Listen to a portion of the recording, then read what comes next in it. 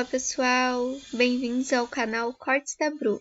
Lembrando que o link do episódio completo está na descrição do vídeo. O capitalismo morreu. Não, o capitalismo nunca vai morrer, exceto em locais que for feita uma imposição, como aconteceu na Coreia do Norte, na Venezuela, em Cuba, e o resultado a gente já viu como Meu é. Deus do céu, tá feia a coisa. Exatamente. E assim, tem uma frase que é típica, né? Eu já escutei várias vezes. Bilionários não deveriam existir. Eu adoro essa. Eu queria entender por que eles não poderiam existir. Se eles trabalham, estão ganhando dinheiro e, além de tudo, estão gerando emprego. Não Né? só isso, eles são grandes geradores de facilidades. Tudo que a gente usa hoje, provavelmente passou pela mão de um bilionário. Então, o cara que... O Jeff Bezos, né, que falam muito dele agora e tal. Ele ficou 9 anos tendo prejuízo na Amazon. Para quem consegue fazer isso? Quem é a pessoa que acredita numa ideia, investe, busca maneiras de investir ou trazer pessoas de fora para investir, ter 9 anos de prejuízos milionários? O primeiro lucro dele foi no 10º ano, que foi, se não me engano, 30 milhões de dólares. E ele é um bilionário por quê? Porque ele é um visionário. Então, ele foi o grande responsável pela distribuição muito mais, não é gratuita, né? É mais facilitada e mais barata de livros, que foi o que começou. A Amazon era isso. Era de distribuição de livros, então ele conseguia comprar livros e você comprava. Era muito mais difícil antes, né? Você tinha que ir num sebo para achar um livro muito raro. Aqui no Brasil, você não ia encontrar livros em inglês, em francês, em japonês. E hoje ele consegue, isso só falando da parte de livros, hoje ele é muito mais do que isso. E por isso que eu falo que o capitalismo é sobre a concorrência, a produção em massa e a redução dos preços e das facilidades. Então, se você hoje consegue comprar um livro que chega rápido na tua casa e mais barato, é por causa do bilionário lá que o pessoal fica falando mal. Aí você usa a Amazon para comprar tudo ou para ser uma loja na Amazon e vender algo que você produz. E todas as facilidades que ele tem, eu na Cursology, por exemplo, eu uso a AWS, que é o serviço de nuvem deles, né? Então, aí criaram a SpaceX. Não, a SpaceX é do Elon Do Elon Musk. Musk, né? A dele chama Blue Virgin. E ele que tá um dos pioneiros, junto com o Elon Musk e o cara da Virgin lá, o Richard Branson, na corrida espacial. Nossa, bilionários estão passeando na Lua enquanto as pessoas morrem de fome, mas são coisas que não são relacionadas. Se economia não é jogo de soma zero, o cara passear, entre aspas, passear com o seu foguete e gerar um novo mercado, que pode ser de turismo espacial e também de buscar novas tecnologias. Se ele está fazendo isso, ele não tirou dinheiro das pessoas que são pobres na África. Pelo contrário. Se você for olhar o ranking de liberdade econômica, os países da África têm um problema gravíssimo. A maioria é majoritariamente reprimida. Como aqui no Brasil, a gente está muito mais próximo de Cuba do que da Dinamarca. E as pessoas falam muito de Dinamarca socialista. Pelo amor de Deus, nunca falem uma heresia dessa. Porque a Dinamarca tem muito mais liberdade econômica, tem muito mais facilidades para empreender e de fazer negócios do que o Brasil. Então, esse negócio dos bilionários, eu acho que é uma... A esquerda, ela tem uma forma muito...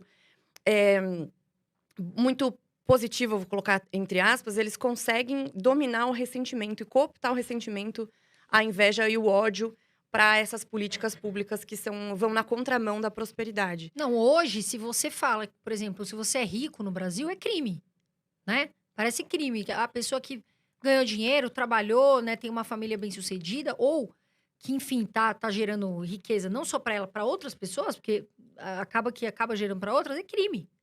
Mas isso mas também vem sempre vem desculpa. da mas educação, também... porque a educação no Brasil, ela é doutrinadora, ela não é uma educação para preparar a pessoa para a vida real. Então, as crianças, os adolescentes saem da escola revoltados, militantes, participando de manifestação, sem entender do sistema que ele próprio usufrui e que ele se beneficia e que ele gosta. Porque, como eu falei, ele gosta de iPhone, ele gosta de viajar, ele gosta de comprar coisas melhores. E se ele puder trabalhar para dar uma vida melhor para os pais, por exemplo, que é absolutamente digno e honesto isso, ele não tem como ser socialista.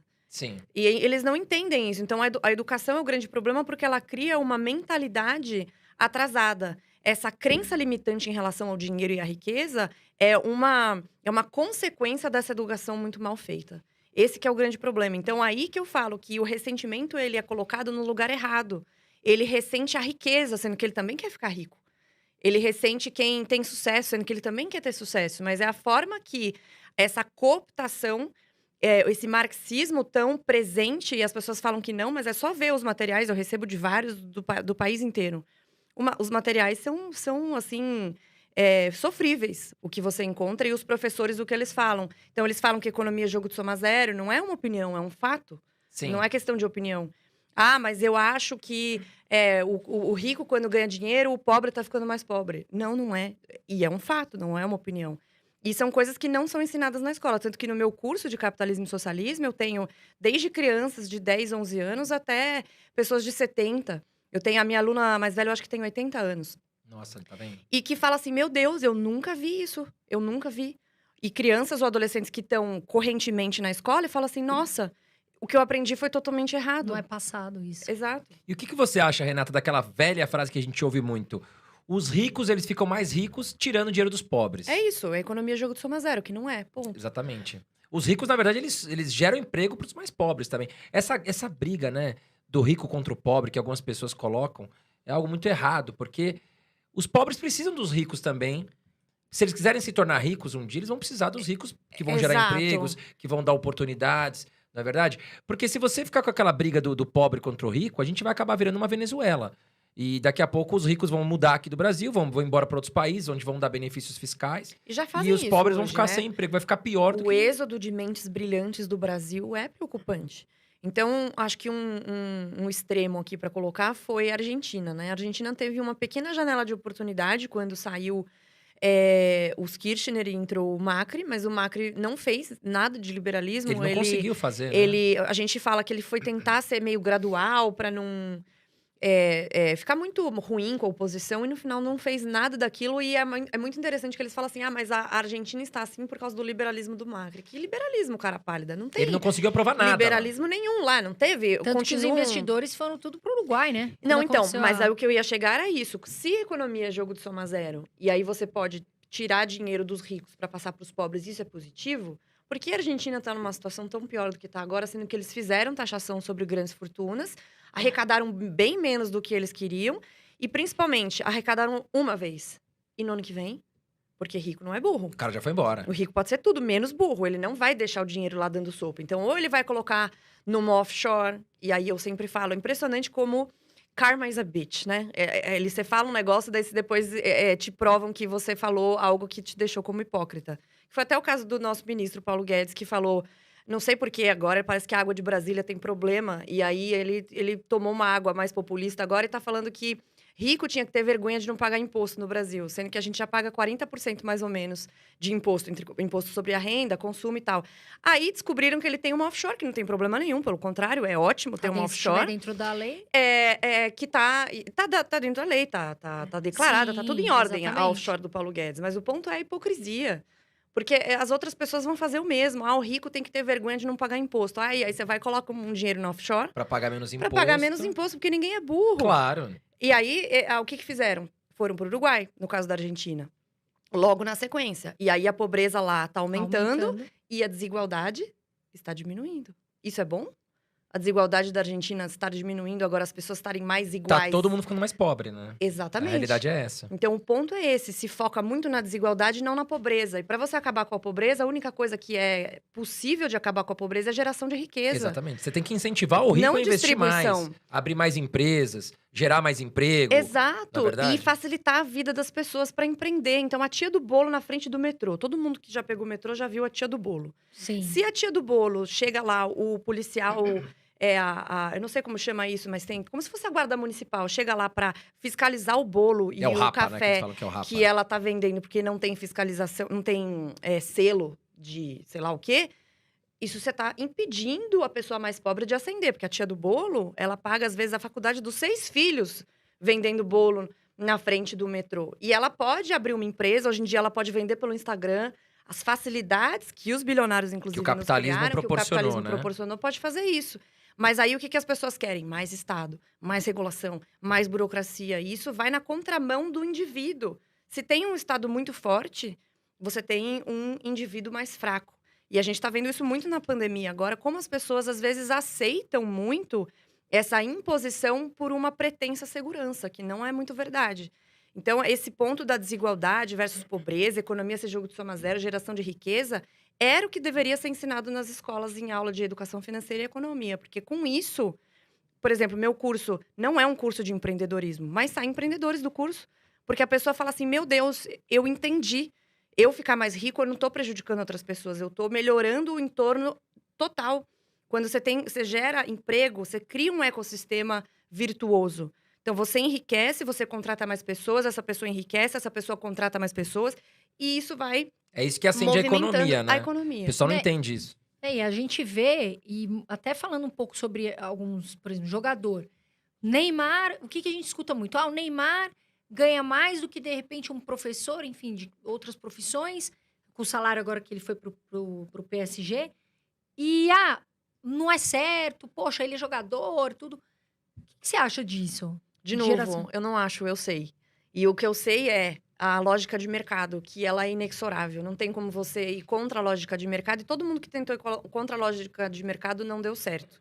E antes de falar do Neymar, eu falo de um exemplo de lógica de mercado, que é o seguinte. Quando entrou a União Soviética, depois da Revolução de 1917, eles acabaram com os mercados. Eles começaram a fazer esse planejamento centralizado no governo. Só que isso era tão complicado e eles não. O preço é uma variável muito importante para você saber o que você tem que fazer, produzir mais, o que você não tem que produzir, o que a demanda quer. E essa retirada dos preços para deixar justo para todo mundo causou escassez. E aí criaram-se mercados paralelos, obviamente mais caros, para a venda desses produtos. E se eles não tivessem feito vista grossa na época para esses mercados paralelos, que eles sabiam que existiam, muito mais gente teria passado fome naquela época. Então, a lógica de mercado, ela é inexorável. Você não tem como fugir dela. E o Neymar ganha muito porque ele gera muito dinheiro. Não é porque ele é melhor ou pior do que um professor. O professor, ele tem um papel muito importante na sociedade, porém, a sociedade, enquanto alguém que demanda algo, enquanto agente econômico, é que está pagando o Neymar. Não é que alguém decidiu um dia que o Neymar era mais bonito e resolveu pagar mais dinheiro para ele. É porque ele lota estádios, é que ele gera patrocínio. Ele Então, movimenta também a Ele não é Exato. bobo, Quantos né? empregos, diretos e indiretos, o Neymar gera, ou os jogadores de futebol geram. E mais importante, quantos jogadores de futebol, de todos que existem, ganham o que o Neymar ganha? Exatamente. 0,1%, talvez. Até menos, de 1%. né? Você pelo pegar menos. aí, vai, vou chutar aqui, que o Neymar ganha 10 milhões de dólares por mês. Mas, pô, foi o que a Renata falou. Ele gera emprego pro cara da lojinha que vende a camisa do PSG. Ele gera emprego pro cara que tá vendendo refrigerante ali em torno do estádio. Ele gera muito dinheiro pro clube dele através de patrocínio, televisão, torcedores que pagam ingressos. Então, ninguém é bobo. O PSG ganha 10 vezes mais em cima do Neymar, né? Então, O PSG e os patrocinadores, e os né? Que fazem patrocinadores. propaganda. Exatamente. Então o cara conquistou isso, mas ele gera muita riqueza E conquistou em por torno mérito, dele, né? né? Esse é o ponto. Não é que o professor não seja importante, como se o salário definisse importância. Mas a lógica de mercado, a mesma coisa vale para profissões. Tem uma discussão muito de, homem ganha mais que mulher e tal. Tá bom, mas na média. Se você pegar a mesma profissão, na mesma empresa, no mesmo cargo, essa diferença não existe. E se existir, ela é praticamente mínima, a diferença não explicada por produtividade. E as pesquisas mesmo mostram isso. Então, como, de novo, voltando para a questão evolutiva, o homem e a mulher tinham papéis muito diferentes no começo da humanidade por uma necessidade, isso só foi mudado por causa do capitalismo. Então, o grande emancipador da mulher não foi o feminismo, foi o capitalismo. Por quê? Porque a mulher começou a ser independente financeiramente e tomar decisões. E isso só foi possível porque ela não ficava mais com o trabalho de casa, foram desenvolvidos eletrodomésticos, facilidades do dia a dia, que ela podia falar assim, não, tudo bem, então agora eu tenho tempo livre, eu posso ir trabalhar numa fábrica, eu posso trabalhar em outros locais. Então, essa diferença, esse gap da média de salários, também diminuiu. Antes, a mulher ganhava, era mais ou menos, a diferença no começo era tipo, o homem ganhava 1.000, a mulher ganhava 20. Agora, essa diferença, na média, é de 15% nos Estados Unidos. Aqui no Brasil, mais ou menos uns 20 e poucos por cento. Então, essa diferença no gap diminuiu porque as mulheres também passaram a se interessar por profissões majoritariamente ocupadas por homens. E isso não foi uma imposição, foi uma coisa natural. Eu mesmo trabalho no mercado majoritariamente masculino, ninguém me disse, vai lá, faça pelas mulheres. Não, eu entendi que aquilo era legal, eu gostei da profissão, me dei bem na profissão e eu entreguei resultado. Não era porque eu era mulher, não é porque eu era isso ou era aquilo, foi porque a Entregou produtividade resultados. aconteceu. E aí tem muito isso, essa chatice agora no mercado financeiro de tem que ter cota para mulher. que mais mulheres no mercado financeiro, porque o mercado financeiro é muito hostil para a mulher. Por que ninguém está preocupado com cota de homem em psicologia?